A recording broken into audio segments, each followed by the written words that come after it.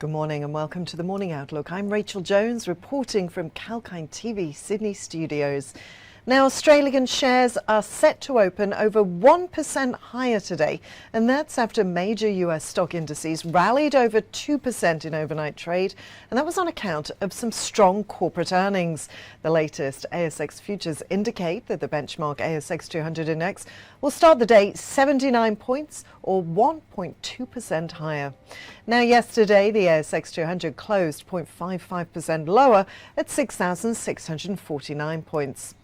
Meanwhile, the market today will be closely watching out for a speech from Reserve Bank of Australia's Governor Philip Lowe. We'll bring you all the latest on that as soon as we get it.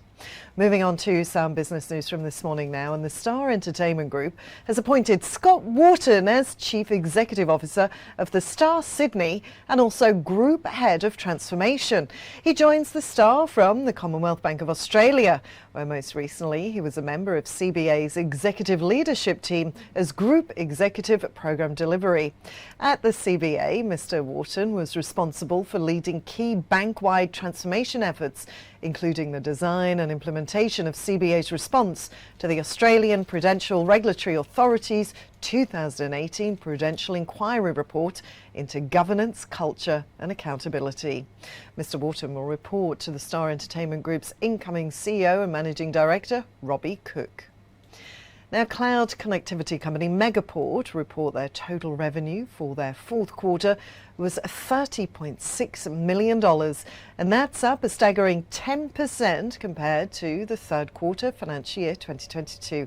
The company drove record monthly recurring revenue growth of 13% quarter on quarter, up $1.2 million to $10.7 million in June this year.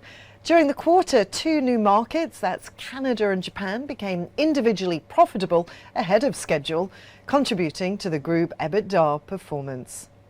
And lithium producer Allkem reports strong operating performance, and also higher sales prices have delivered record group revenue for their quarter, approximately $337 million US, and a group gross operating cash margin of approximately $292 million. That's 67 cents per share for the June quarter. Mount Cattlin Mine in WA achieved record financial year production of 193,563 dry metric tonnes of spodumene concentrate in financial year 2022. Also, the Olaroz Lithium brine facility in Argentina produced 12,863 tonnes of lithium carbonate in financial year 2022. Well, now it's time for a short break, but stay tuned for more news set to affect your trading day.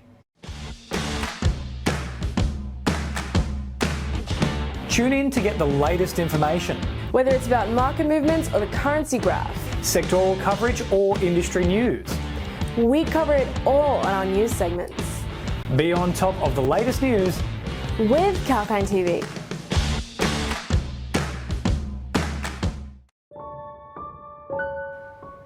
Welcome back to the Morning Outlook report. Now, over in the US on Wall Street, the Dow Jones surged 2.4%. The S&P 500 was up 2.75%. The Nasdaq ended 3.1% higher. And the Pan-European Stock 600 index surged 1.38%.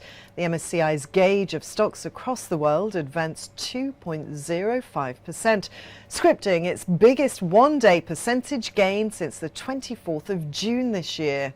Now, the Bank of Japan and the European Central Bank is scheduled to meet tomorrow. Meanwhile, oil prices rose yesterday. That's on tight supply conditions. Traders also weighed the possibility of looming recession having an impact on demand. WTI crude ended up 1.58% at $104.52 US cents per barrel. Brent crude closed at $107.35 a barrel, up 1.02%. Gold prices almost remained flat. That's as investors brace for cues on the pace of interest rate hikes from major central banks this month. US gold futures closed mostly unchanged at $1,710 US. Meanwhile, Chinese steel futures were up as the government came up with measures to deal with financial stress in the country's property sector. But iron ore prices declined on weak demand.